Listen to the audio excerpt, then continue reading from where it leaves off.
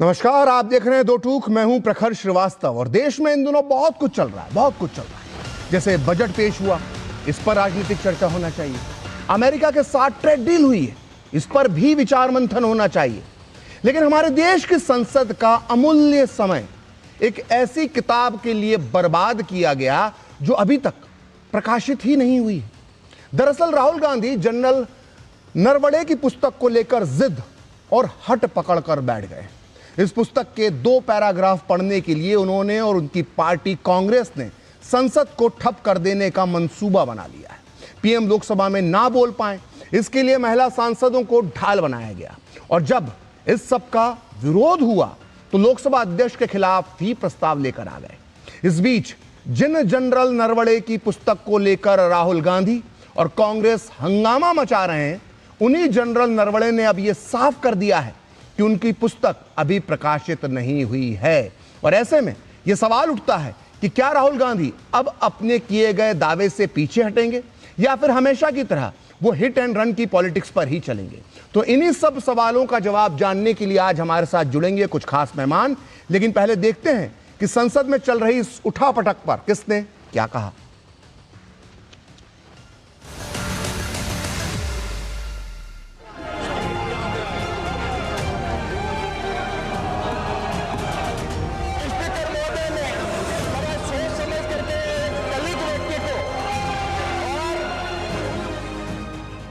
कांग्रेस के जो महिला सांसदों ने इस तक ट्रेजरी बेंच में आकर के प्रधानमंत्री का सीट को भी पार करके यहाँ दूसरे रो तक चले गए, ये संसद के गरिमा के हिसाब से ठीक नहीं रहेगा। कांग्रेस को सदन का जो नियम नीति, संसद का गरिमा से कोई लेना देना नहीं है। General Narawane has tweeted, as I just read to you, that please buy my book. And I think he tweeted that in 2013, if I'm not mistaken. Sorry, 2023. So Narawane ji, who's the army chief, who I believe, over Penguin. Do you believe Penguin over Narawane ji? Rahul Gandhi ji ने सारी पराकाष्ठा cross कर दी। जब publisher कह रहा है कि हमने बुक पब्लिश ही नहीं किया, तो कौन सा बुक आप पब्लिश करके घूम रहे हो? तो मेरा तो लोकसभा स्पीकर से यह आग्रह होगा कि इनके ऊपर जो है कड़ी से कड़ी कार्रवाई होनी चाहिए, जिससे भविष्य में कोई भी मेंबर ऑफ पार्लियामेंट, ये जो लोकतंत्र का मंदिर है, इसको जो है सोरोस के कहने पर जो देश तोड़ने वाली ताकतों के साथ ये सारे तत्व काम कर रहे हैं, वो सारे तत्वों का जो है खात्मा हो जाए।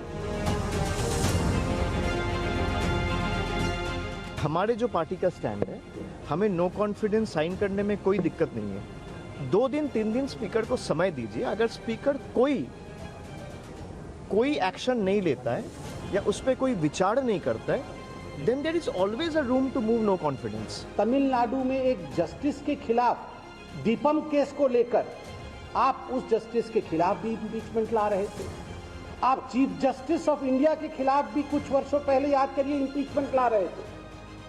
अभी एक नेता कह रहे हैं कि हम सीईसी चीफ इलेक्शन कमिश्नर के खिलाफ ही इम्पीचमेंट लाएंगे। अब स्पीकर महाशय के लिए भी ऐसे शब्दों का प्रयोग किया जा रहा है। मगर याद रखिए, आज जो कॉन्स्टिट्यूशनल पोस्ट पे बैठे हुए हैं, ये मोहताज नहीं है कांग्रेस पार्टी के या राहुल गांधी के। जनता ही जनार्दन है। अगर स्पीकर के खिलाफ नो कॉन्फिडेंस आएगा तो समाजवादी पार्टी उसका समर्थन करेगी। जिस ढंग से सदन को बंधक बना लिया है, ये अमर्यादित है। शायद एलओपी को संसदीय ज्ञान नहीं है, यही माना जाएगा। ट्रेड डील पे हम लोग चर्चा चाहते हैं, सदन में जवाब चाहते हैं प्रधानमंत्री जी का। प्रधानमंत्री जी सदन से भाग रहे हैं, स्पीकर साहब उनकी मदद कर रहे हैं, इसलिए हम लोग इस अविश्वास प्रस्ताव का समर्थन कर रहे हैं। अगर सदन के अंदर पक्ष विपक्ष को आप सदन में अगर जूझ गए, हिंसा हुई, तो निश्चित रूप से उसका रिपरकेशन बाहर होना है, प्रतिक्रिया होनी है। ये उसी कोशिश में लगे हुए हैं, ये बड़ा दुर्भाग्य है।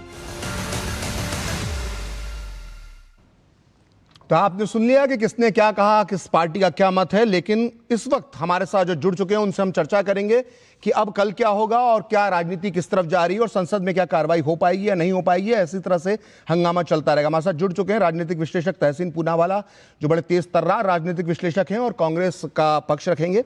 इसके अलावा हमारे साथ जुड़ चुके हैं अशोक यादव, जो प्रवक्ता हैं समाजवादी पार्टी के। इसके अलावा मौजूद है स्टूडियो में मेरे साथ सूर्या मैथिल, जो राजनीतिक विश्लेषक हैं। और थोड़ी ही देर में हमारे साथ बीजेपी की तेज तर्रार प्रवक्ता राधिका खेड़ा भी होंगी। शुरुआत तहसीन में आपसे करना चाहता हूं कि एक किताब के चक्कर में, सिर्फ एक किताब के चक्कर में इतना सब जो समय है, कीमती समय बर्बाद कर दिया गया। अब तो जनरल नरवणे का भी ट्वीट आ गया। उन्होंने जो पेंगुइन ने जो कहा था, पेंगुइन का जो दावा था, उसको उन्होंने इंडोर्स कर दिया है। तो अब तो हम उम्मीद करें कि इस विवाद को खत्म कर दिया जाना चाहिए। थैंक यू सर, मुझे आपके साथ शो में शिरकत करने का मौका मिला, इसलिए मैं आपका शुक्रगुजार हूँ। हमें दो अलग अलग वस्तु पर मैं को प्रकाशित करना चाहता हूँ आपके माध्यम से। सबसे पहले जो है कि स्पीकर के खिलाफ जो नो कॉन्फिडेंस मोशन या रिमूवल स्पीकर, नो कॉन्फिडेंस होता नहीं, रिमूवल स्पीकर की जो प्रक्रिया शुरू हुई वो क्यों हो रही है। आदरणीय प्रधानमंत्री जी को, आपको याद है, और डीडी न्यूज कवर करता, उनको बोलना था संसद के अंदर। फिर आदरणीय सभापति महोदय ने आरोप लगाया कि कांग्रेस के कुछ महिला सांसद आदरणीय प्रधानमंत्री का घेराव करते, उन पर आक्रमण करते, उन पर कोई हमला हो सकता था। अब आप जानते हैं, आप बहुत वरिष्ठ हैं, कि पार्लियामेंट में जो माननीय सांसदों को इम्यूनिटी मिलती, वो बोलने की मिलती। उदाहरण के तौर पर अगर किसी ने छेड़छानी की किसी महिला सांसद के साथ, किसी ने बदतमीजी की, मोलेस्टेशन किया, किसी को मारा, इसकी इम्यूनिटी नहीं मिलती। हालांकि पहले मानने पर कोई एक्शन नहीं लिया गया है असेंबलीज ऑफ पार्लियामेंट के अंदर, पर इसकी इम्यूनिटी नहीं है। और अगर मेरे प्रधानमंत्री पे, मैं भाजपा के खिलाफ हूं, कोई भी कांग्रेस का व्यक्ति आक्रमण करता, मैं उनके खिलाफ होता। आदरणीय स्पीकर साहब, सभापति साहब, आज भी, इस वक्त भी, बिना सिर्फ मन की बात करे, काम की बात करते, उन पर एक्शन क्यों नहीं ले। मेरे प्रधानमंत्री पर अटैक यानी कि एक आतंकवादी हमले से कोई कम नहीं होता, और आप उन पर कोई एक्शन नहीं ले। मार्शल्स क्या कर रहे थे? और उसके बाद ये सारी बातें समाप्त हो गई। महिला सांसदों ने कहा हमें कोई ऐसी अटैक नहीं करने की मंशा थी, आपने कोई कार्रवाई भी नहीं की। लेकिन अब भी मेरे आदरणीय प्रधानमंत्री लोकसभा में नहीं बोल रहे। ये क्या चल रहा है? हम ट्रेड डील पे बात करना चाहते हैं, हम मुद्दों पर बात करना चाहते हैं। जहां तक सवाल किताब का जो दूसरा पहलू, नहीं अभी इस पर रहते हैं महिला सांसदों पे, नहीं अभी किताब पे आ रहे हैं, क्योंकि आपने शुरुआत उससे कर दी। आपने वीडियो तो देखा ही होगा, जो वीडियो सामने आ गया, देखा। जिस तरह से महिला सांसद सामने आई थी, उसको देखकर साफ समझ में आ रहा था कि एक लंबी प्लानिंग, प्लॉटिंग, एक गहरा षड्यंत्र रचा गया है। मैं इसलिए बोल रहा हूं जिम्मेदारी से, क्योंकि एक दर्शक होने के नाते, मैं एक पत्रकार की भी बात नहीं कर रहा, मैं दर्शक होने के नाते जब मैं वीडियो देखता हूं तो एक आम बुद्धि का व्यक्ति भी समझ जाएगा कि एक गहरी राजनीतिक षड्यंत्र था, प्लानिंग थी, प्लॉटिंग थी। प्रधानमंत्री के भाषण में व्यवधान उत्पन्न करना नहीं, बल्कि पूरी अव्यवस्था, अराजकता फैला देना। और तस्वीरें तहसीन झूठ नहीं बोलती, इसलिए आप जो बात को घुमा रहे हैं ना, वो तब तक था, वो कल तक आप घुमा रहे थे, लोग सुन रहे थे, सब कुछ सही चल रहा था। लेकिन आज जो तस्वीरें देश ने देखी हैं, जिस तरह से प्रधानमंत्री जहां पर बैठते हैं उस जगह को घेर लिया गया महिला सांसदों द्वारा, और अगर कहीं भी कुछ ऐसा होता तो उसके बाद कांग्रेस की राजनीति को एक पत्रकार होने के नाते मैं समझता हूं विक्टिम कार्ड, जो बहुत पुरानी राजनीति है। आप उसके बाद विक्टिम कार्ड निकालते, अगर कहीं महिला सांसद बीजेपी की कुछ कर देती या कुछ भी हो जाता है, जो आप मार्शल लाने की बात कह रहे हैं, अगर महिला मार्शल भी लाई जाती और कुछ भी होता तो उसके बाद फिर वही विक्टिम कार्ड खेला जाता। इसलिए ये मत बताइए। अब वो विजुअल्स आ गए हैं, वो प्लानिंग, प्लॉटिंग साफ नजर आ रही है, और षड्यंत्र, गहरा षड्यंत्र, अराजकता फैलाने का, सड़क छाप षड्यंत्र था, जो सड़कों पर किया जाता, उस तरह का षड्यंत्र रचा गया था। तहसीन जी सर, मैं आपने बात की, मैं आपकी बात का मैं पूरी तरह से इत्तेफाक करता हूं। आज सर आप सरप्राइज हो गए, मैं आपके और राधिका के साइड पे हूं। सोचिए सर, आप इतने वरिष्ठ पत्रकार हैं, आप एक दर्शक की तरह कह रहे कि प्लॉटिंग प्लानिंग हुई मेरे प्रधानमंत्री पर अटैक करने की, उन्होंने घेर लिया था तस्वीरें। अब आप मुझे बताइए सर कि इतनी प्लानिंग प्लॉटिंग के बाद मेरे सभापति महोदय इतने हेल्पलेस है कि उन महिला को अब भी सस्पेंड नहीं कर। अरे यही तो चाह रहे थे कांग्रेस वाले, यही तो चाह रहे थे सर, यही तो चाह रहे थे सर प्लीज आप मेरी और वही षड्यंत्र जो है वो कांग्रेस वालों का पूरा नहीं हो पाया। अब आप कह रहे हैं कि महिला मार्शल का इस्तेमाल कर लेना था, और मैं बिल्कुल दावे के साथ कह रहा हूं, अगर महिला मार्शल का इस्तेमाल कर लिया गया होता और आज हम ये डिबेट कर रहे होते तो आप ये कह रहे थे देखिए महिला सांसदों के साथ कितना बुरा व्यवहार किया गया। तहसील ये पैतरे बहुत पुराने हो गए। अब ये पूरी कांग्रेस की जो मॉडस ऑपरेंडी है ना, एक तो खुलकर सामने आ गई है। सर मैं एक चीज कह दूं, ये आप भी जानते हैं, और आप भी जानते हैं कि आप जो दिल से जो आप सोच रहे हैं वो मुंह से नहीं बोल रहे हैं इस वक्त। नहीं सर, मैं बिल्कुल दिल से बोल रहा हूं, अगर आप मुझे इजाजत दें। अगर ये होता, मगर वो होता, ऐसे हो जाता, अगर मेरी नहीं तो अगर होता तो वो भी तो आप ही बोल रहे हैं ना कि अगर ऐसा होता तो मार्शल्स का इस्तेमाल करना चाहिए था। मैंने भी उसी अगर का इस्तेमाल किया जिस अगर का इस्तेमाल आप कर रहे थे। सर मैंने मार्शल का जिक्र किया नहीं, अगर आप मुझे बोलने ही नहीं देना नहीं, आपने पूरा मोनोलॉग दिया सर, मैंने आपको टोका नहीं। तहसीन जी कैसी बात कर रहे हैं, और मैं तो आपकी बड़ी कद्र करता हूं क्योंकि आप बहुत निष्पक्ष होकर कई बार अपनी बात कहते हैं। अगर आप मुझे इजाजत दें, मैंने मार्शल्स का जिक्र किया ही नहीं, आप मेरी बात सुन लीजिए जी। मार्शल्स मैं अगर पे जा ही नहीं रहा हूं, मैं तो तथ्यों पे जा रहा हूं, जो तथ्य आपने प्रस्तुत किए सर। मैं तो अगर पे मैं तो मनमोहन सिंह जी की तस्वीर भी नहीं दिखा रहा हूं जिसको भाजपा के सांसदों ने घेर लिया था, वो भी तस्वीर झूठ नहीं बोलती, मैं तो उसमें भी नहीं जा रहा हूं। मैं तो आपकी बात को पूरी तरह से मानता हूं कि मेरे प्रधानमंत्री पे अटैक होने वाला था, महिला आइडेंटिफाई हो गई, अब कीजिए एक्शन कुछ नहीं करना है, सिर्फ प्रधानमंत्री को रोकना है पार्लियामेंट से में बोलने के लिए। मैं तो इस पे भी नहीं जाता हूं कि 75 साल के बाद मेरे प्रधानमंत्री लोकसभा में ठीक है, आपने जो बोला आप कहना चाहते हैं कि प्रधानमंत्री लोकसभा में, क्योंकि राज्यसभा में तो उन्होंने बोल दिया और कैसा बोला वो पूरे देश ने सुन लिया, पूरा भाषण सबने सुना है। राधिका जी कह रहे हैं कि लोकसभा में प्रधानमंत्री ना बोले, इसके ये बहाने बना रही है बीजेपी, और इस तरह के जो है आरोप शब्द का इन्होंने इस्तेमाल किया तहसीन जी ने कि आरोप जो लगाए जा रहे हैं, इस तरह आरोपों में कोई दम नहीं है, और ये सिर्फ प्रधानमंत्री लोकसभा में ना बोले, इसके लिए सब जो है बीजेपी की प्लानिंग प्लॉटिंग है। सभी को नमस्कार। शुरुआत बुक से करते हैं प्रखर जी, और मैं अपने बहुत अच्छे मित्र तहसीन जी का एक डायलॉग है जो अक्सर वो डिबेट में बोलते हैं, ईदर यू आर प्रेग्नेंट और you are not pregnant, there is nothing like half pregnancy. तो प्री ऑर्डर बुक है या पब्लिश बुक है। अब अगर किताब पब्लिश नहीं हुई है और उसको अगर आप कोट कर रहे हैं तो वो हाफ प्रेगनेंसी हुई, तो ये नहीं हो सकता कि सो दिस इज जो आप कह रहे थे ना, आज तहसीन जी मैं सुबह से वेट कर रही थी कि आज आप मुझे किसी डिबेट में मिले और मैं आपको ये बात बोल सकूं। खैर अब आते हैं मुद्दे के ऊपर कि पार्लियामेंट में क्या हो रहा था। अब फोटोग्राफ या क्या हो रहा था, एक जो पूरे देश ने, और मैं मानती हूं कि पूरे विश्व ने, क्योंकि सोशल मीडिया ने पूरे विश्व को इतना सा कर दिया है, पूरे विश्व ने देखा कि देश जो भारत देश है, जो विश्व की सबसे बड़ी डेमोक्रेसी है, उसमें एक महिला सांसद ज्योतिमणि जी, पुराना युवा कांग्रेस का उनका इतिहास रहा है, ऐसे कर करके बुला रही थी, ऐसे कर करके इशारे कर रही थी, एक कोई अजीब सा वो लोग कपड़ा लाए, क्या लाए मैं नहीं जानती, प्रधानमंत्री की सीट को घेर रहे थे।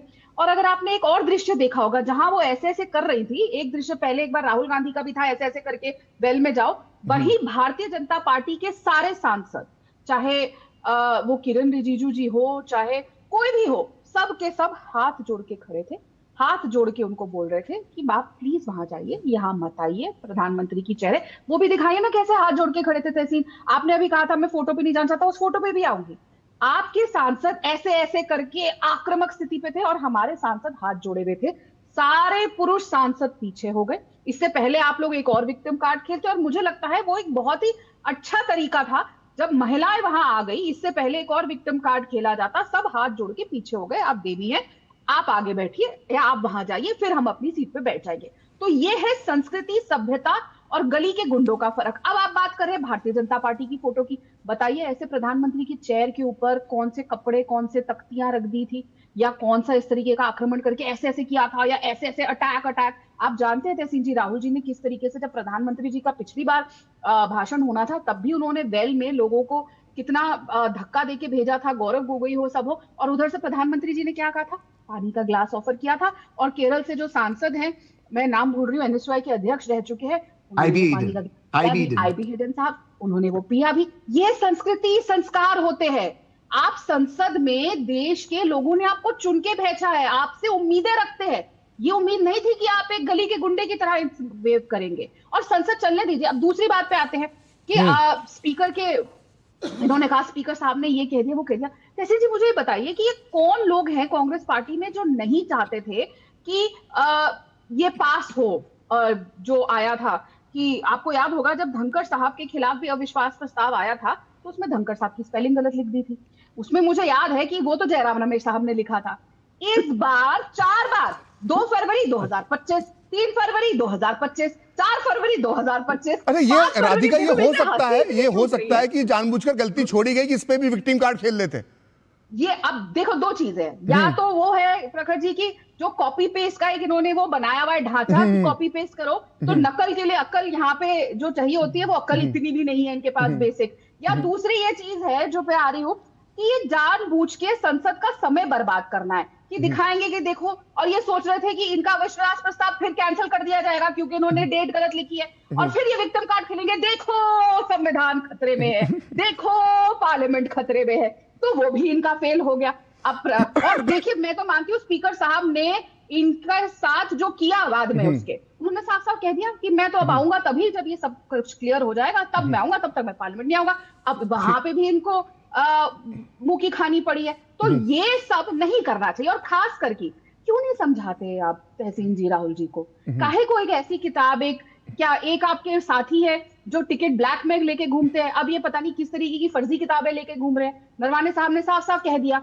मतलब सही आपकी साथ गांठ है, एक टिकट ब्लैक किया है और एक पता नहीं कौन सी किताब को लेके घूम रहा है, और साफ साफ पेंगुइन ने कह दिया जी इसको तो अरेस्ट, इस पे तो कार्रवाई की जाए। और नरवाने साहब ने, और नरवाने साहब की तो उन्होंने, जैसे राहुल गांधी ने कहा, मैं तो लेकिन राधिका सवाल ये उठता है कि चलिए मान लीजिए किताब अप्रकाशित है, पब्लिश नहीं हुई है, लेकिन ऐसे बहुत से, जब यूपीए की सरकार थी तब बीजेपी ने ऐसे बहुत से मुद्दे उठाए, जैसे सीएजी 2G घोटाला था, वो तो एक सिर्फ ड्राफ्ट था, वो एक रिपोर्ट का ड्राफ्ट था, उस पर इतना हुआ। अगर हम थोड़ा और पीछे जाएं, बोफर्स में एक सिर्फ इंटरव्यू था जो एक विदेशी चैनल स्वीडिश रेडियो के अंदर चला था, उसके आधार पर संसद में हंगामा हुआ। हालांकि तब विपक्ष के सांसद कम हुआ करते थे, लेकिन काफी हंगामा हुआ। तो ऐसे इतिहास में मुद्दे हैं कि जब कोई चीज ऐसी थी जो बहुत ही ज्यादा प्रामाणिक नहीं थी, लेकिन उस पर संसद में हंगामा हुआ है, तो बोलने दीजिए। राहुल गांधी 2 ही पैराग्राफ तो पढ़ना चाहते हैं, पढ़ने दीजिए, दिक्कत क्या? वो किताब ही नहीं पब्लिश हुई है ना। अब देखिए उनके पास एक किताब थी जिसके ऊपर कवर लगा हुआ था, हार्ड बाउंड मुझे लग रहा है वो किताब थी। अब मैं जितना समझती हूँ पब्लिशिंग को, मेरे एक मित्र है, उनका बहुत बड़ा पब्लिशिंग हाउस है, मैंने उनको कॉल करके पूछा, मैंने कहा क्या कोई भी पब्लिशर, और क्योंकि ये 2020 या 21 या 22 में आया था ये लॉ कि कोई भी अगर आर्मी का या आर्म फोर्सेस का कोई अगर किताब लिखेगा तो उसको परमिशन लेनी पड़ेगी, और ये बात पेंगुइन जैसा इतना बड़ा विश्व प्रसिद्ध हाउस जानता है कि क्या लॉज है। ये मेमोरेंडम है जिसमें 2008 का है, ये यूपीए सरकार के समय आया था कि आर्मी ऑफिसर्स को किन नियमों का पालन करना चाहिए। थैंक यू करेक्ट करने के लिए। अब इन्हीं की सरकार का आया, तो पेंगुइन इस बात को भली भांति जानती है क्योंकि ये उनकी कोई पहली ऐसी किताब नहीं है, और वो तो वैसे भी बाहर से आए हैं, इतनी विश्व प्रसिद्ध कंपनी है, तो ये जानते हुए तो मैंने उनसे पूछा कि क्या कोई पब्लिशर कोई कॉपी प्रिंट कर देगा, तो उन्होंने कहा नहीं, ऐसे व्हाइट पेपर के पे अलग टाइप के पेपर होते हैं जिसपे सैंपल बना हुआ होता है, अगर किसी को उस पे फॉरवर्ड भी लिखना है वही कॉपी दी जाती है, वो पढ़ लेते हैं, वो वापस दे दी जाती है, वो फॉरवर्ड लिख के दे देते हैं। आज नॉर्मल पब्लिशिंग हाउस ऐसे ही करते हैं, कोई अपना पैसा क्यों वेस्ट करेगा अगर किसी बुक को परमिशन नहीं मिली है। तो सवाल ये है वो कॉपी में क्या था, क्या वो कॉपी वैसी थी जैसे कॉन्स्टिट्यूशन की एक लहराते हुए, आपको याद होगा एक चैनल के स्टिंगर ने पकड़ा था राहुल गांधी को, अंदर संविधान की कॉपी खाली थी। और ये भी बहुत महत्वपूर्ण बात है कि ये कॉपी किसने प्रिंट करी, कैसे प्रिंट करी। एक और चीज उन्होंने कहा कि विदेश में बनी है। अब पेंगुइन इंडिया कहती है कि सोल प्रोप्राइटरशिप मेरी है। ठीक है, तहसीन इसका जवाब दे दीजिए, तहसीन जवाब दे दीजिए इसका। सबसे पहले तो राधिका के साथ डिबेट करने को इतना मजा आता है क्योंकि सब बड़े बड़े पब्लिशर्स को, बड़े बड़े लोगों को राधिका जानती है। आप लोगों को मजा आ रहा है? हमारे साथ 2 सूर्या मैथिल जी और अशोक यादव जी बैठे, इनको मौका ही नहीं मिल पा रहा है। मैं आऊंगा दोनों के पास, बोलिए अपनी बात। नहीं, हम बिल्कुल मौका देंगे। हमें विपक्ष को सभापति पर, प्रखर जी पर पूरा विश्वास है, यहाँ पर कोई अविश्वास बिल्कुल नहीं आएगा।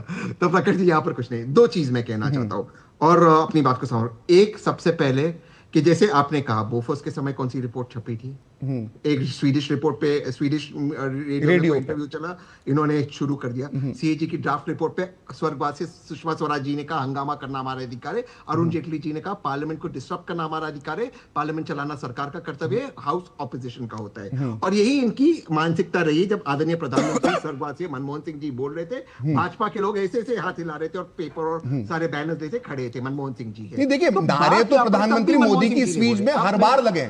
मतलब मैं बीइंग ए टीवी जर्नलिस्ट बता रहा हूं कि जब हम पीएम मोदी का भाषण हो जाता है और हमको उनके बाइट निकालने पड़ते हैं, उनके हिस्से निकालने पड़ते हैं, तो पीछे इतना शोर होता है कि डिस्टरबेंस होता है। तो ये तो प्रधानमंत्री मोदी के हर भाषण में हुआ और राज्यसभा के अंदर भी वो स्थिति कर दी थी, यहां तक कि पीएम मोदी को ही बोलना पड़ा कि खड़गे साहब को बैठकर नारे लगाने की अनुमति दी जाए। तो ये कोई नई बात नहीं है, प्रधानमंत्री के भाषण के बीच में नारे लगाना ये तो होता है। अगर मैं अपनी बात रख दूं, ठीक है, ये बिल्कुल आप किताब पर आइए ना। राधिका जो बता रही है किताब आई कैसे, देखिए दिल्ली पुलिस जांच कर रही है और मुझे तो कई बार शक हो रहा है, मतलब ये मेरा अंदाजा है कि हो सकता है दिल्ली पुलिस के डर से ही जो है वो अब थोड़ी बहुत पार्लियामेंट की कार्रवाई शुरू हो गई है। नहीं मैं अगर थोड़ी अपनी क्योंकि बात पकड़ करूं तो लेगी दिल्ली पुलिस की, आई कहां से कॉपी? डरो मत। बिल्कुल बिल्कुल बिल्कुल। बट मैं पहले अपनी बात खत्म कर दूं। बिल्कुल नारे मनमोहन सिंह जी के समय भी लगते थे, और उन्होंने कहा था कि मेरा प्रधानमंत्री चोर है, उनको उन्होंने आंसू भी बहाया था। नारे दोनों समय लगते थे। बट ये आश्चर्यचकित करने वाली बात है सभापति महोदय को लेकर कि जब विपक्ष के लोग बोलते हैं, आदरणीय विपक्ष के नेता अखिलेश यादव कोई भी, तब माइक बंद होता था। हालांकि सभापति जी कहते मेरे हाथ में माइक नहीं, बट ट्रेजरी बेंच का कभी कोई बोलता माइक कभी बंद नहीं होता। खैर मैं आ जाता हूं किताब के ऊपर। देखिए ये जो किताब की मैन्यूस्क्रिप्ट है, ये मैन्यूस्क्रिप्ट बिल्कुल बाहर निकली थी। ये मैन्यूस्क्रिप्ट रिव्यू के लिए भी निकली थी। इसके एक्सर्प्ट्स पीटीआई ने डिस्ट्रीब्यूट किए थे, और इसके एक्सर्प्ट्स काफी वेबसाइट्स के ऊपर छपे भी थे। अगर सरकार माननीय विपक्ष के नेता को बोलने देती उसी पैराग्राफ के अंदर एक्चुअली प्रधानमंत्री की, नहीं वो तो ठीक है, वो तो बात हो गई। मैं सिर्फ जा रहा हूं किताब आई कहां से, ये मैं जानना चाहता हूं। सर ये आपको क्या अंदाजा लगता है? सर प्लीज मैं अगर अपनी बात समाप्त कर दूं तो एक्चुअली मैं तो अगर बड़े वो पब्लिशिंग हाउसेस को जानती हूं Tahseen, you know the horse, please tell us कि कहां से आई किताब। वो तो दिल्ली पुलिस इन्वेस्टिगेट करे, दिल्ली पुलिस के इन्वेस्टिगेशन का रिकॉर्ड तक करे ना इन्वेस्टिगेट। मैं तो कहता हूं बिल्कुल इन्वेस्टिगेट करें। ठीक है, मैं कहीं इन्वेस्टिगेट करते करते ये ना निकले कि भाजपा वाले ही दे रहे। बट देखिए ऐसा है, देखिए आप सुनिए तहसीन जी, तहसीन जी मेरी बात सुनिए, तहसीन जी मेरी बात सुनिए ना। मैन्यूस्क्रिप्ट तो आई थी इसीलिए तो। ठीक है तहसीन जी मेरी बात सुनिए। ऐसे नहीं आती। अरे मैन्यूस्क्रिप्ट नहीं आती है। मैं कितने जर्नलिस्ट की बताऊं जिन्होंने परफॉर्म। सुनिए राधिका जी एक मिनट, राधिका जी एक मिनट, राधिका जी एक मिनट, एक मिनट, तहसीन जी एक मिनट, एक मिनट, मेरी बात सुनिए। देखिए मैंने भी एक पुस्तक लिखी है, और मैं जानता हूं वो एक हिंदी में लिखी, उसके बाद उसको मराठी में छपवाया गया, और अभी वो 15-20 दिन बाद अंग्रेजी में आने वाली। तो मुझे एक लेखक के तौर पर थोड़ा सा अनुभव है। जब आप मैन्यूस्क्रिप्ट देते हैं, सुन लीजिए मेरी बात सुन लीजिए, जब आप मैन्यूस्क्रिप्ट देते हैं, उसको पांडुलिपि कहा जाता है, तो कई हाथों में गुजरती है। उस जो कंपनी होती है, जो प्रकाशक कंपनी होती है, जो पब्लिशिंग हाउस होता है, उसके कई कर्मचारियों के पास वो पुस्तक होती है, उस पर चर्चा हो रही होती है तमाम। तो लीक कहीं से भी हो सकती है। और जहां तक छपने की बात है, तो मैं आपको तहसीन बता दूं कि एक होती है डिजिटल प्रिंटिंग, जिसके बारे में आपको शायद नहीं मालूम है। ये आप जहां पर अभी आप कभी दिल्ली में आती हैं, आप जाइएगा नेहरू प्लेस, कनॉट प्लेस, बेर सराय, यहां पर एक पुस्तक लेकर जाइए जिसकी आपके पास पीडीएफ पड़ी हो, उसको बोलिए मुझे इसका डिजिटल प्रिंट निकालना है। मैं आपको रेट भी बता देता हूं, 95 पैसे प्रति पन्ना, 95 पैसा प्रति पन्ना उसका कॉस्ट है। अगर वो सॉफ्ट कवर है तो वो उसका नॉर्मली 50-100 रुपए लेगा। अगर हार्ड बाउंड है, जो राहुल गांधी दिखा रहे थे, तो उसके वो 150 रुपए एक्स्ट्रा ले लेगा। तो 500 पन्ने की किताब हुई तो 500 रुपए वो, 150 वो, 650 रुपए के अंदर जो है ना, ये डिजिटल प्रिंट पे छप जाती है किताब। ये आपको जानकारी नहीं है। और मैं आपको बोल रहा हूं, जहां तक मेरा आकलन है एक लेखक के नाते भी, ये राहुल गांधी जो लहरा रहे हैं ना, ये डिजिटल प्रिंट किसी ने निकाल के उनको दिया है। और मैन्यूस्क्रिप्ट कैसे लीक हुई होगी वो तो आप जानते हैं, आपने खुद ही माना है। चलिए अब हम लोग चलते हैं। एक लाइन बोल दो, फिर से मैं इंटरप्ट हो गया, एक लाइन बोल दूं। मैं फिर से एक चीज आपसे कह रहा हूं, ये सारी बात आपकी मैं मानता हूं, पर आप ही की बात को आगे लेते जाते हैं। जनरल साहब ये चीज को कहां मना करे कि जो कहा है वो गलत है। किताब नहीं छपी। जनरल साहब ने साफ कह दिया कि जो इंडोर्स कर दिया उन्होंने पेंगुइन के इस दावे को, उन्होंने कह दिया कि ये किताब अभी प्रकाशित नहीं हुई है। आप बोल दीजिए नियमों के मुताबिक, आप उस जो किताब प्रकाशित नहीं हुई उस पर बोल नहीं सकते। प्रखर जी एक लाइन बोलने को मुश्किल, एक ही मिनट, मैं हर चीज का आप मैं समझता हूं आप क्या बोल रहे हैं। जनरल साहब कंटेंट को लेकर कोई ऑब्जेक्शन नहीं ले रहे, किताब नहीं छपी उसको मैं उसको मानता हूं। कंटेंट भी भाजपा के तरफ है। इसके बावजूद भाजपा जो खुद गलत काम कर रही, अगर ये गलत है, खुद कर रही थी, आज कह रही है आप करे तो कैरेक्टर ढीला, हम करे तो लीला, ये तो नहीं चलेगा। ठीक ठीक ठीक है। हमारे साथ अशोक यादव जी। अशोक यादव जी, पहले तो माफी चाहता हूं, 26 मिनट मैंने आपको इंतजार करवा लिया, माफी चाहूंगा। लेकिन मेरा सवाल यह है कि पिछले कई दिनों से हम देख रहे हैं कि कांग्रेस के ट्रैप में कहीं ना कहीं समाजवादी पार्टी फंस जाती है। देखिए अखिलेश यादव जी को तो रोकने के लिए किसी ने बोला नहीं, आराम से बोल रहे हैं पार्लियामेंट में, क्योंकि नियमों के मुताबिक बोल रहे हैं। तब भी प्रस्ताव आया तो आप लोगों को जबरदस्ती हस्ताक्षर करने पड़ गए। देखिए प्रखर जी, हम ट्रैप में नहीं है। इंडिया गठबंधन किसी के ट्रैप में नहीं होता है। हम लोग की एक स्ट्रेटजी है। और माइक तो हमारे राष्ट्रीय अध्यक्ष जी का भी बंद किया गया, आपने तो देखा ही होगा। तो माइक तो बंद किया जाता है जब वो सारे नियम कानून निशिकांत दुबे के लिए गाली देने के लिए, एलओपी को या किसी को क्रिटिसाइज करने के लिए कोई नियम कानून नहीं। एलओपी अगर किसी बात को लेकर के अपनी बात रखना चाह रहे हैं तो सारे नियम कानून हमारे विपक्ष के नेताओं के ऊपर, एलओपी के ऊपर, सरकार के द्वारा आपने तमाम बातें यहाँ पे चलाई।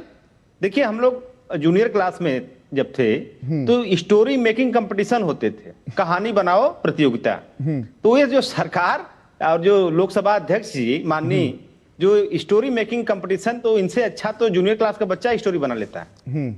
कॉपी में हम लोग स्टोरी बनाते थे कि मोदी जी के ऊपर, प्रधानमंत्री के ऊपर अप्रत्याशित हमला होने वाला था। बाप रे बाप, गजब, मतलब इतना बढ़िया स्टोरी बनाए बिरला साहब। और विजुअल कैसे लिया? स्टोरी तो चलो बना दी उन्होंने, मान लेता हूं 2 मिनट के लिए। वो विजुअल स्टोरी को समर्थन देने वाले तस्वीरें कैसे लिया? क्या उन्होंने क्या कांग्रेस के सांसदों से एक्टिंग करवाई वहां पर, जो महिला सांसद घेर के खड़ी हुई थी? स्टोरी तो चलो कोई भी लिख लेता है, लेकिन ये विजुअल कैसे क्रिएट हो गए देश की संसद के अंदर जो दिखाई दे रहे थे? देखिए, विजुअल से ही तो स्टोरी उन्होंने बनाया। अच्छा, विजुअल को ही यूज करके स्टोरी बनाई गई। विजुअल उन्होंने नहीं क्रिएट कराया, विजुअल को ही स्टोरी का पार्ट बना दिया गया। ठीक। और अगर इतनी बड़ी प्रखर जी अगर स्ट्रेटजी थी, इतना बड़ी साजिश थी, तो हमारी इन्वेस्टिगेटिंग एजेंसीज अभी तक बेचारे सब साइलेंट क्यों हैं? कम से कम सरकार को जांच करना चाहिए भाई। देश का पार्लियामेंट के अंदर जो हुआ है, मतलब पार्लियामेंट के अंदर सांसद जो कर रहे हैं, अब क्या इन्वेस्टिगेशन एजेंसी उसकी जांच करेगी? अरे देश फिर वो इम्यूनिटी की बात करते हैं, तहसील जी की इम्यूनिटी होती है। आप ऐसा मत बोलिए ना अशोक जी, आप पढ़े लिखे व्यक्ति हैं, आप मतलब कैसे? अरे अभी तहसील जी ने बताया, अब मैं दोबारा उस बात को नहीं बोलूंगा कि इम्यूनिटी की एक लिमिट होती है। कहां तक इम्यूनिटी है? तो लिमिट नजर नहीं आ रही है ना, जिस तरह का काम हो रहा है विपक्ष द्वारा पार्लियामेंट में, कोई लिमिट नजर नहीं आ रही है। नहीं, अगर प्रधानमंत्री के ऊपर इतना बड़ा खतरा था तो उस खतरे के लिए इम्यूनिटी नहीं संसद में भाई। इम्यूनिटी तो एक लिमिट है ना इम्यूनिटी की। और जिस तरह से तो मौका ही नहीं मिल पाया ना। खैर अशोक जी, माफी चाहूंगा, मुझे यहाँ पर एक ब्रेक लेना होगा, और ब्रेक के बाद सूर्या मैथिल जी बहुत देर से इंतजार कर रहे हैं। अब मैं उसका सूर्या मैथिल जी क्या इस बारे में सोचते हैं अभी तीनों की बात सुनने के बाद, वो हम बात करेंगे। फिलहाल लेते हैं एक छोटा सा ब्रेक।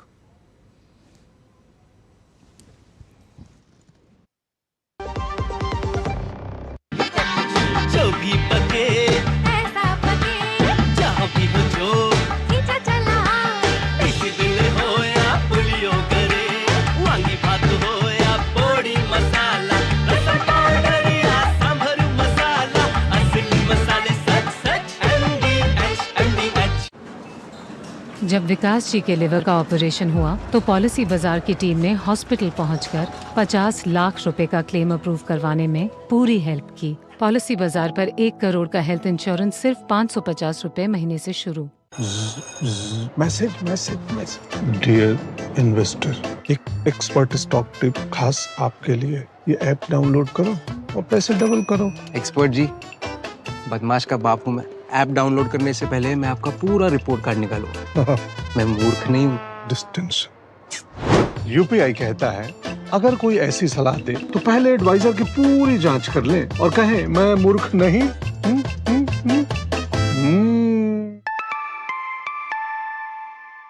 जाइए, आप भी किसी का टेस्ट लीजिए। इस देश की हर माँ, बच्चे, बूढ़े, जवान, खिलाड़ी, डॉक्टर, इंजीनियर, सबको गाय भैंस की दूध की शक्ति पर भरोसा है। पर जब इन पशुओं को कपिला पशु आहार मिलेगा, तभी तो दूध सिर्फ ज्यादा ही नहीं, शक्ति से भरपूर भी होगा। कपिला पशु आहार, देश का नंबर 1 पशु आहार।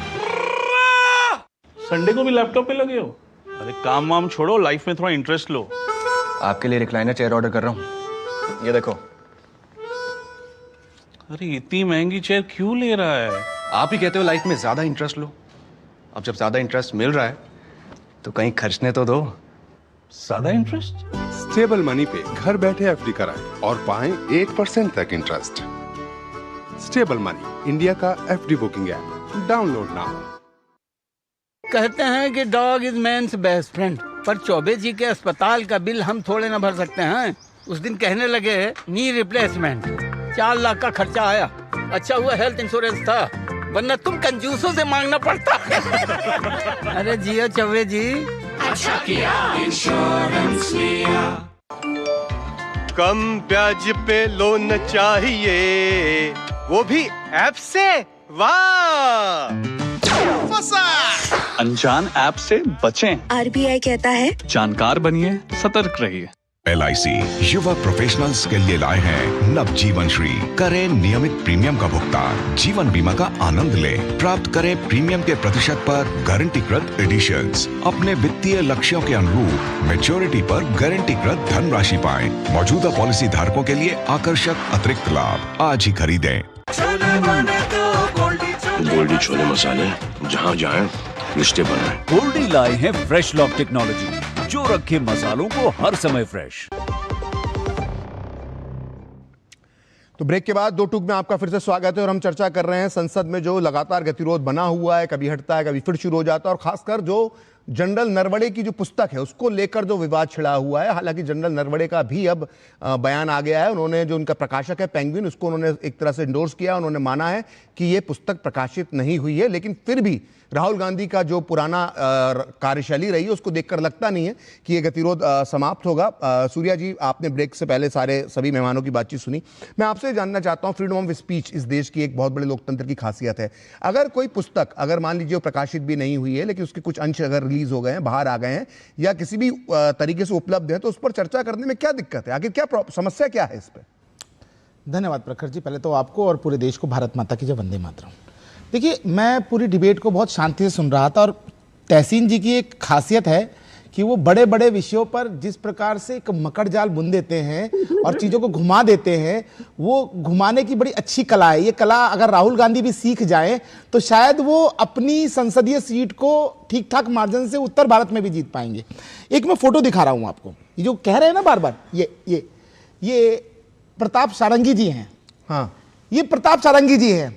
और ये किसने मारा इनको मारा था राहुल गांधी जी ने, धक्का। और मैंने तो एक प्रवक्ता से सुना भी था कि Rahul Gandhi most fitted member of parliament हैं इस लोकसभा के, तो अच्छी बात है, उन्होंने एक बुजुर्ग को धक्का मारा। मैं ऐसी लाइटर वे में बोल देता हूँ, अगर कभी तहसीन पहुंच गए राज्यसभा तो फिर राहुल जी को कंपटीशन मिल जाएगा। जी। और एक और उदाहरण में देना चाहता हूँ, लेकिन मैं मारपीट नहीं करता कि तेलंगाना जो बिल था, जो वो पास हो रहा था संसद में, तो हमने ऐसी न्यूज सुनी थी कि माइक तोड़े गए थे, मिर्ची पाउडर जो है चिली स्प्रे का भी प्रयोग हुआ था वहां पर, और वहां पर मतलब पटाखे तक फोड़े, बहुत कुछ हुआ था संसद के अंदर। तो क्या हम ये ना देखें, जिस प्रकार से विजुअल्स हमने देखे और जिस प्रकार से इस समय में कांग्रेस की मानसिकता हो गई है, राहुल गांधी जी की मानसिकता हो गई है, वो तू तड़ा करके बात करते अपने से इतनी बड़ी उम्र के हमारे श्रद्धेय प्रधानमंत्री जी को, जिनमें पूरे देश का विश्वास है, उनके संग जिस प्रकार की बदतमीजी से वो बात करते हैं, जिनका उनका एटीट्यूड है, वो धक्का मार देते हैं किसी भी वरिष्ठ सांसद को, तो क्या मैं ये ना समझूं? मेरा मानना है कि राहुल जी इतना छोटा मत बताइए, वो भी मतलब 20 साल का अंतर होता है, ज्यादा अंतर नहीं है। राहुल जी की उम्र हो चुकी है। मैं मान रहा हूं ना, वो चिर युवा है, 56 साल के जो सीनियर सिटीजन युवा हैं, वो सीनियर सिटीजन जो युवा हैं, उनका भी मोड ऑफ ऑपरेंडी यही था। आप विजुअल्स में देखेंगे तो जिस प्रकार से महिला सांसद वो कपड़ा लेके, जैसे आप खुद भी बता रहे हैं, पहुंची थी, क्या पता उस कपड़े के अंदर क्या था और क्या नहीं था, ये तो इन्वेस्टिगेशन का इशू है। ये तो सिर्फ और सिर्फ संसद में मिली हुई इम्यूनिटी के कारण वहां इन्वेस्टिगेशन एजेंसीज घुस नहीं सकती, वरना अभी आपको बहुत सारे खुलासे अपने चैनल पे करने पड़ जाते, बहुत सारी जानकारी आपको मिलती। अब मैं दूसरी चीज पे आता हूं, राहुल गांधी जी कितने बड़े देशभक्त हैं और राहुल गांधी जी को कितनी इस देश की चिंता है। मैं एक कटिंग है, ये 1 दिसंबर की कटिंग है, 1 दिसंबर की कटिंग है, जिस समय में इस देश के ऊपर 26/11 का हमला हुआ था। उस कटिंग के अंदर ये मेल जो है टुडे का आर्टिकल है, जिसमें साफ साफ बताया जा रहा है कि देश रो रहा था, हमारे मेजर शहीद उन्नी कृष्णन जी की माता जी के आंसू नहीं सूखे थे और राहुल गांधी जाके पार्टी कर रहे थे। एक और चीज मैं आपको दिखाना चाहता हूं, देशभक्ति के नमूने। ये राहुल गांधी जी का एक बढ़िया बहुत पुराना और फोटो है जो इनके मित्र चीन की एम्बेसी के अंदर है, और साथ में ये भी वो एग्रीमेंट जो कर रहे थे, ये MOU उसका है।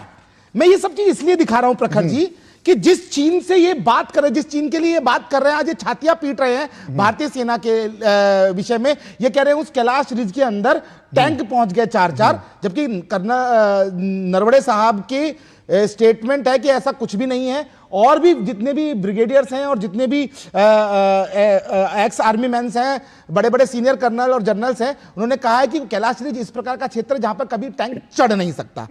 और महत्वपूर्ण बात आपने कहा कि एक अप्रकाशित जो पुस्तक है, उस पुस्तक को आप अगर संसद में कोट कर रहे हैं तो परेशानी क्या है, उस पर चर्चा होनी चाहिए। तो मैं ये पूछता हूं कि चर्चा होनी चाहिए। ये कौन सी पुस्तक लेकर है? मथाई साहब की पुस्तक है, इस पे चर्चा हो जानी चाहिए मेरे हिसाब से तो, और उसमें पेज नंबर पढ़ना चाहिए। पुस्तक की चर्चा नहीं, इसमें पेज पढ़ना चाहिए। की चर्चा हो गई और छपके आ गई है, डिजिटल प्रिंट निकाल दिया। जी, भूकंप। और ये आर्काइव्स भी पढ़नी चाहिए, ये जो है मित्रों, हाँ आर्काइव्स ये भी पढ़नी चाहिए।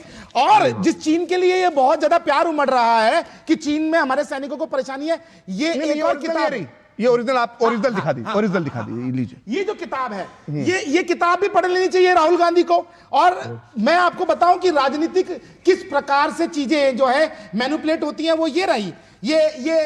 ये एक्सीडेंटल प्राइम मिनिस्टर ये बताता है कि देश की जो सरकार है वो किस प्रकार चलाई गई। ये शाह जो कमीशन है उसकी रिपोर्ट, उसकी रिपोर्ट का जो किताब है ये पढ़ लेनी चाहिए। या फिर ये अशांत कश्मीर ये पढ़ लेनी चाहिए राहुल गांधी को। या फिर ये इंडो चाइना वॉर, जिसके अंदर साफ साफ बताया गया कि हमारी सेना क्यों हारी, किस कारण हारी और किसकी इनकॉम्पिटेंट की वजह से हारी। मेरा ये सब दिखाने का एक ही कारण है, मैं आ रहा हूं आपके पास प्रखर जी। कारण यह है कि आप जॉर्ज सोरास की कठपुतलियां बनके आज देश 12वीं अर्थव्यवस्था से चौथी बड़ी अर्थव्यवस्था बन गया है। देश विश्व का सबसे बड़ा इन्वेस्टमेंट पॉइंट बन गया है। और जिन प्रधानमंत्री जी ने इतनी बड़ी बड़ी डील्स को क्रैक किया है, डीलों के बाप को क्रैक किया है, ऐसे प्रधानमंत्री जी के संग आप अभद्रता करते हैं और उनके विरुद्ध जिस प्रकार के ये जो षड्यंत्र रचते हैं, इसमें देश आने वाला नहीं है। किताब ही पढ़नी है तो ये जितनी भी किताबें मैंने बताई है पहले राहुल गांधी जी पढ़ लेना। एओ मथाई साहब की ये किताब तो जरूर नहीं, इस मथाई साहब की किताब का जिक्र मत करिए। देखिए नहीं, मथाई साहब की पुस्तक का जिक्र मत कीजिए। हर प्रवक्ता को मैं आप मुझे मौका दीजिए। नहीं, इसका एक चैप्टर बहुत आपत्तिजनक है, इसका एक चैप्टर बहुत आपत्तिजनक है और वो उसको तो बिल्कुल मतलब दूरी रखना चाहिए। बड़ा ही उस तरह का ये पढ़ेंगे, इनसे भी समझ में आ जाएगा कि क्या है असलियत। मेरा कहना तैसे अगर जिस तरह की किताबें का जिक्र कर रहे हैं सूर्या मैथिल जी, अगर इस पे कभी संसद में चर्चा का मौका आ जाए तो सदन के जो सत्र होते हैं वो 1 महीना 1.5 महीना के होते हैं। इसमें तो 2-2.5 साल का सदन का विशेष सत्र बुलाना पड़ेगा। मतलब चलती रहेगी 2.5-3 साल तक संसद और किताबों पे किताबें ही निकलती जाएंगी। कैसे होगा ये? कोई दिक्कत नहीं। 2 चीज मेरे काबिल मित्र ये कह रहे हैं कि किसी की, और दूसरी बात ये मथाई साहब की पुस्तक पे चर्चा हो गई तो उसमें तो टीवी बंद करने पड़ेंगे लोगों को घर में। सर मैं बोल दूं, अगर हाँ बोलिए। किसी की व्यक्तिगत जिंदगी की अगर चर्चा करनी हो, उसकी कंपैरिजन आप एक वॉर लाइक सिचुएशन की बात कर रहे हो, कोई दिक्कत नहीं। चलिए आप सोचिए, ये सोचिए आपकी मानसिकता क्या है। फिर मैं आता हूँ वॉर की किताब के ऊपर। मैं आता हूँ सर, मैंने सुना, मैंने एक बार इंटरजेक्ट नहीं किया, मेरे हर सेंटेंस में इंटरजेक्ट करना प्लीज, अगर आप मुझे इजाजत दे दे, मैं 30 सेकंड। बोलिए। Thank you. तो पहले तो किसी की व्यक्तिगत जिंदगी पे अगर चर्चा आपको शोभा देता, प्लीज नहीं, व्यक्तिगत जीवन पे नहीं करना। अब हम आते हैं वॉर पे। एक ब्रूक हेंडरसन रिपोर्ट भी है 1962 वॉर की। आदरणीय प्रधानमंत्री डिक्लासिफाई करते हैं। नहीं, उसको नहीं कर सकते। उसकी वजह है उसको नहीं कर सकते। उसको ना सिर्फ कांग्रेस सरकार ने भी रोका, बीजेपी की सरकारें बनी उसने भी रोका, जनता पार्टी के जब मोरारजी देसाई, सुन लीजिए मेरी बात, थोड़ा मैं भी उस विषय के बारे में जानता हूँ। उस रिपोर्ट को पढ़ने की मेरी भी बड़ी आंतरिक इच्छा है। डिबेट में एक सेंटेंस में रिपोर्ट पढ़ने की मेरी भी बहुत इच्छा है। वो रिपोर्ट इसलिए सार्वजनिक नहीं हो सकती है। तहसील मेरी बात सुन लीजिए, जनता पार्टी ने भी उसको रोका है ना, उसको तो जनता पार्टी नहीं रोकती। अटल जी की सरकार ने भी रोका, मोदी सरकार के समय भी रोका, यूपीए सरकार के समय रोका। उसमें कई ऐसी जानकारियां हैं जो दुश्मन देश के लिए फायदेमंद हो सकती है। बस इतनी सी बात। आप बोलिए सर, मैं अपनी बात रख दूं सर। अभी मैं फिर से मुझे समझाना होगा, इसलिए मैंने उस रिपोर्ट का जिक्र किया क्योंकि जिस किताब का उन्होंने जिक्र किया युद्ध में लेकर, वो कारण किस कारण हारे उसी लिए था, वही ब्रूक हेंडरसन रिपोर्ट है। तो अगर आपको करनी उनको बात बोलनी दीजिए। बोलिए तहसीन, बोलिए। अगर आपको चर्चा करनी है क्यों भारत चीन के सामने 1962 में उनकी ये हम क्यों युद्ध हारे, मैं बिल्कुल आपके साथ में सहमत हूं। आदरणीय प्रधानमंत्री उस पर तय करे और रक्षा मंत्री तय करे, उसमें मेरी कोई आपत्ति नहीं। जो देश हित में होगा आदरणीय प्रधानमंत्री करेंगे, मुझे उन पर भरोसा है। मेरा आपसे सवाल बहुत संक्षेप में ये है, पहली बार 40-45 वर्षों में 20 हमारे वीर, कर्नल बाबू से लेकर हमारे 20 वीर शहीद हुए। इस पे अगर चर्चा करनी है, क्या सही हुआ क्या गलत हुआ, अगर वो रिपोर्ट, अगर वो मैन्यूस्क्रिप्ट खुद भाजपा पढ़ लेती, वो पैराग्राफ पढ़ लेती, आदरणीय प्रधानमंत्री कहते कि जो हुआ, जो करना चाहते हो आप कीजिए, मैं आपको पूरी अनुमति देता हूं। मैं तो थोड़ा सा यहाँ पे आपको रोक रहा हूं। अब मैं थोड़ा सा रोक रहा हूं, राधिका आ रहा हूं मैं आपके पास।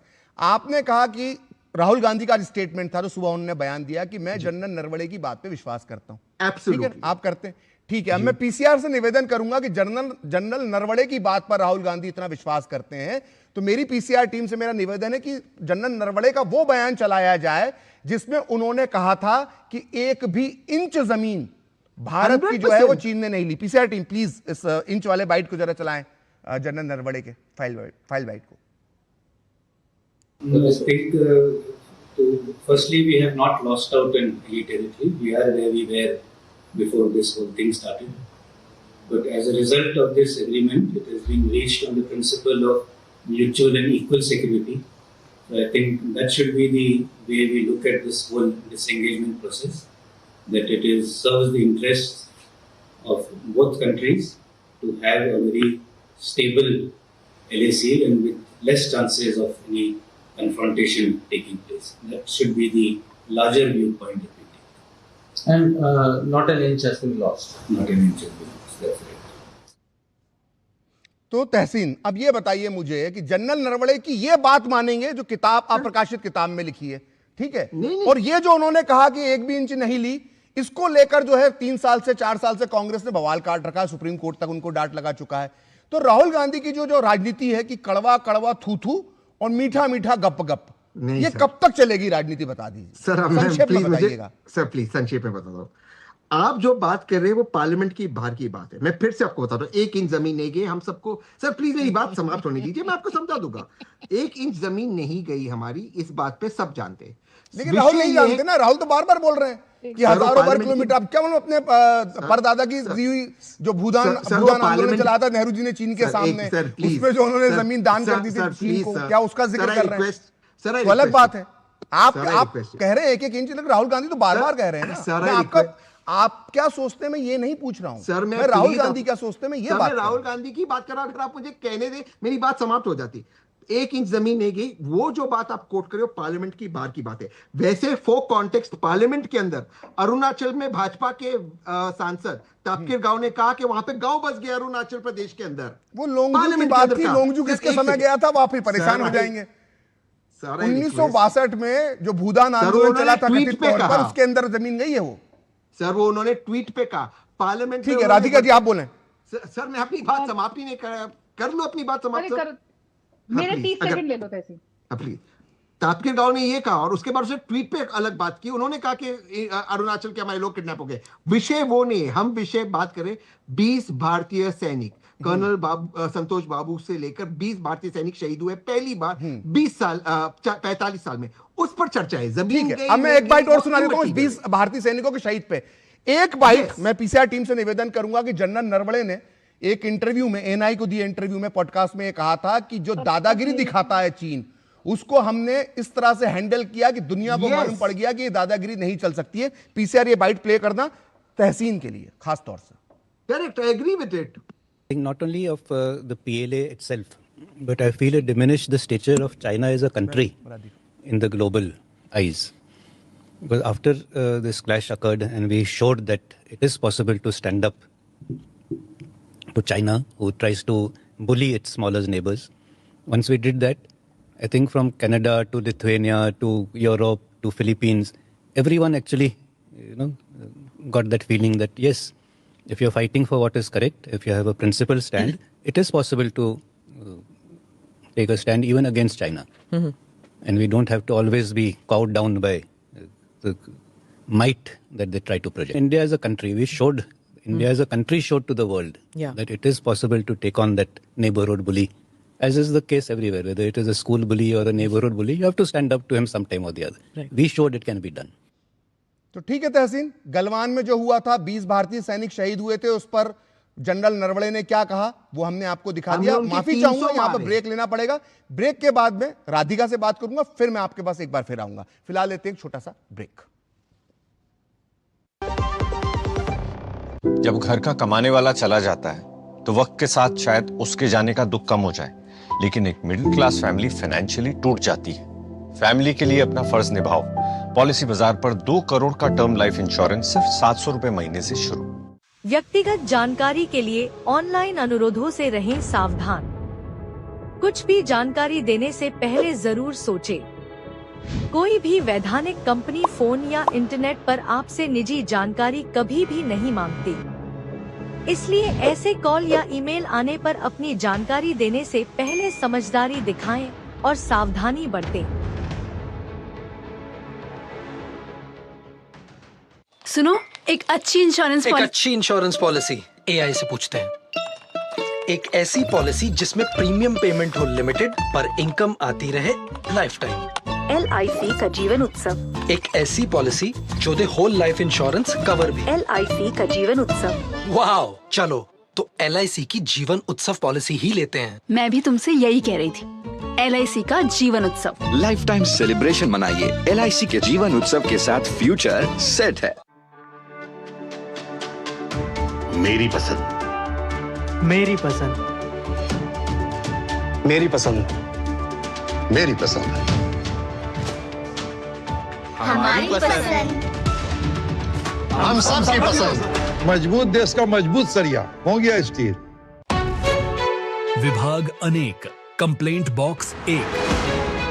किसी भी सरकारी दफ्तर, विभाग या बैंक से जुड़ी शिकायत के लिए pgportal.gov.in पर जाएं, रजिस्टर करें, संबंधित विभाग चुनें, शिकायत दर्ज करें और ट्रैकिंग ID नोट करें।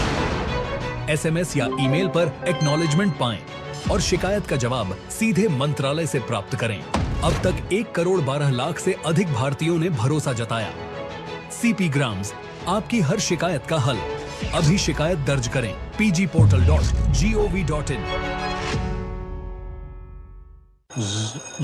Message message message. Dear investor, एक एक्सपर्ट स्टॉक टिप खास आपके लिए। ये ऐप डाउनलोड करो और पैसे डबल करो। एक्सपर्ट जी, बदमाश का बाप हूँ मैं। ऐप डाउनलोड करने से पहले मैं आपका पूरा रिपोर्ट कार्ड निकालूंगा।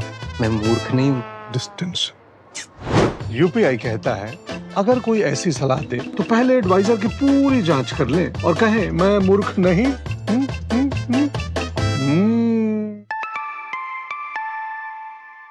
जाइए, आप भी किसी का टेस्ट लीजिए।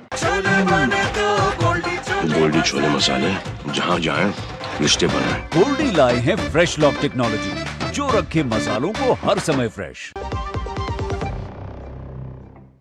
तो ठीक है, ब्रेक के बाद एक बार आपका फिर से स्वागत है दो टूक पे। और हम चर्चा कर रहे हैं जो संसद में जो चल रहा है, चीन को लेकर जो विवाद चल रहा है। राधिका जी, बार बार जो बात आती है कि जब भी चीन पर चर्चा होती है तो हम थोड़ा सा भूतकाल में चले जाते हैं। वर्तमान में जो पिछले 4-1 साल, हम 4-5 साल का मोदी के प्रधानमंत्री बनने के बाद का समय है, उस समय जब चीन के साथ जो भी हमारा एक सीमा पर विवाद रहा, उस पर चर्चा से सरकार बचती है, जो तहसीन कह रहे थे। तो उसमें बचने की क्या जरूरत है? चर्चा होना चाहिए।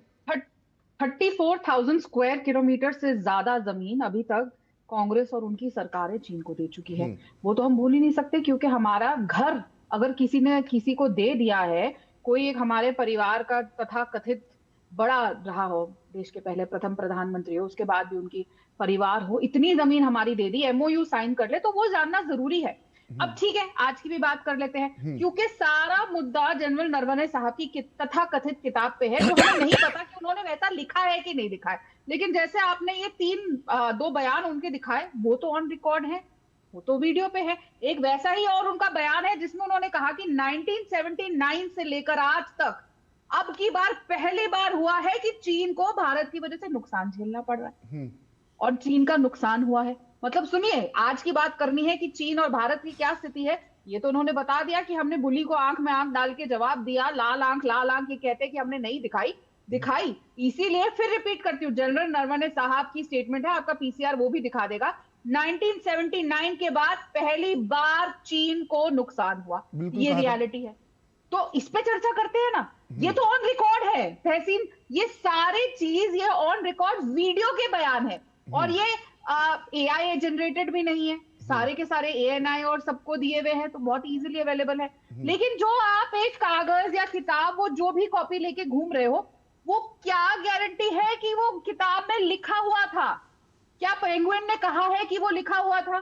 क्या जनरल नरवाने ने आके कहा है? क्योंकि अगर जनरल नरवाने ये बांधते तो वो आके कभी तक कह देते होते कि जो राहुल गांधी कह रहे हैं वो मेरी किताब में लिखा हुआ है। पेंगुइन ने भी नहीं कहा, बार बार जनरल नरवाने ने भी ये कह दिया जो पेंगुइन कह रहा है वो सही है। और राहुल गांधी ने सुबह कहा है कि मैं पेंगुइन की बात नहीं मानता, मैं जनरल नरवाने की बात में विश्वास करता हूं। तो जनरल नरवाने की इस बात पे विश्वास करिए कि हमने बुली को आंखों में आंखें डाल के जवाब दिया। जनरल नरवाने की इस बात पे विश्वास करिए कि not an inch has been lost. General Naravane की इस बात पे विश्वास करिए कि 79 के बाद पहली बार चीन को नुकसान हुआ है।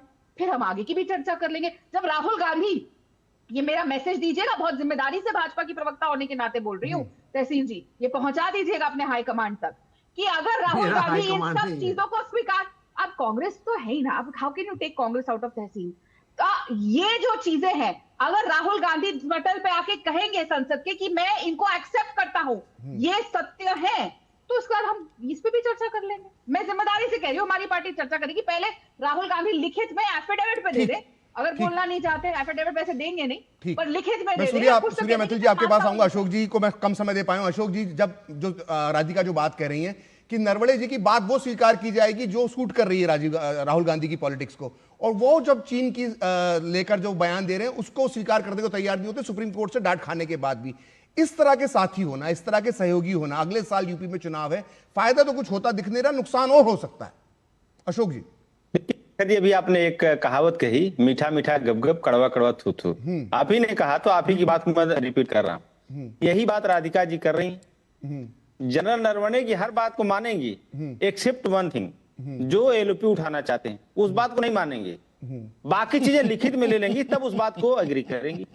अच्छा, दूसरी बात, हमारे राष्ट्रीय अध्यक्ष जी ने कई बार पार्लियामेंट में भी कहा कि 2014 के पहले देश का क्षेत्रफल कितना था और आज 2025 में देश का क्षेत्रफल कितना है, सरकार को लिखित में इसका जवाब दे देना चाहिए। सरकार क्यों नहीं दे रही है? भाई हम तो सिंपल मांग कर रहे हैं ना कि अगर आपने चाइना को या किसी को कोई 1 इंच जमीन आपने नहीं दिया तो आपको क्षेत्रफल लिखित में दे दे सरकार। ठीक, मैं आपको रोक रहा हूं, समय का अभाव है। सूर्या जी, इस बहस को कंक्लूड कीजिए।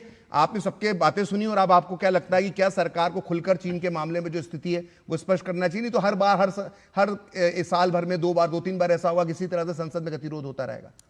देखिए, संसद में तो गतिरोध जानबूझ के किया जाता रहा है, और अभी आपकी डिबेट में भी तहसीन पूनावाला जी ने बहुत सफाई से राहुल गांधी जी के लिए ये बोल दिया कि नहीं, उन्होंने कभी ये नहीं कहा कि चीन ने भारत की जमीन को कब्जाया है। मैं कुछ डेट्स दे रहा हूं, जरा तहसीन भाई आप जरा उनको ना देख लेना और पढ़ लेना, आपकी जानकारी के लिए, बहुत आप पढ़े लिखे इंसान हैं।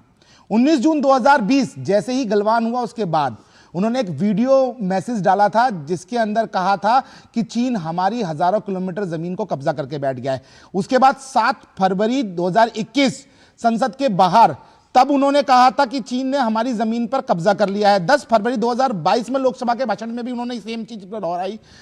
23 दिसंबर 2022 भारत तोड़ो यात्रा में भी उन्होंने सेम यही चीज बोली, और जनवरी 2023 श्रीनगर प्रेस कॉन्फ्रेंस में भी उन्होंने यही बोला। 25 अगस्त 2023 में कारगिल की जो रैली है उसमें भी उन्होंने यही बोला। दिसंबर 23 संसद सत्र के दौरान उन्होंने यही बोला। 24 के अंदर चुनावी भाषणों में कई राज्यों में बोला। मतलब राहुल गांधी एक परमानेंट ऑफेंडर है, वो गॉसिप गांधी है, और मैं तो ये कहूंगा गद्दार गांधी है। नहीं, ये क्योंकि इस शब्द वो पे आपत्ति है। चीन, नहीं, क्योंकि मुझे वो शब्द चीन पे के आपत्ति एजेंडे की तरह काम करते हैं। नहीं, सूर्या जी नहीं, इस ये देश शब्द की गलत सेना का है। मैं मोरल इस शब्द गिराने को वाला स्वीकार नहीं आदमी करूंगा। नहीं गद्दार सूर्या है, जी, गॉसिप नहीं गांधी सूर्या जी, ये भाषा का इस्तेमाल आप नहीं कर सकते नहीं, विपक्ष इस के नेता देश के की लिए। जमीन आप को उनकी कोई राजनीति की आलोचना अगर कीजिए, तिरस्कार करेगा, मैं राजनीति की सहमत नहीं आलोचना कीजिए, लेकिन इस तरह के शब्दों को डीडी न्यूज इंडोर्स नहीं कर सकता। इस तरह के शब्द आप आगे से इस्तेमाल मत कीजिएगा, कम से कम डीडी न्यूज के मंच पर। तो बहस बहुत गर्मा गर्म हो गई, लेकिन समय का अभाव है, मुझे इस बहस को यहीं पे विराम देना पड़ेगा। आप सभी मेहमानों का बहुत बहुत धन्यवाद। राधिका, तहसीन, अशोक जी और सूर्या मैथिल जी, आपका बहुत बहुत धन्यवाद। तो फिलहाल 2 टूक में इतना ही। आप देखते रहिए डीडी न्यूज।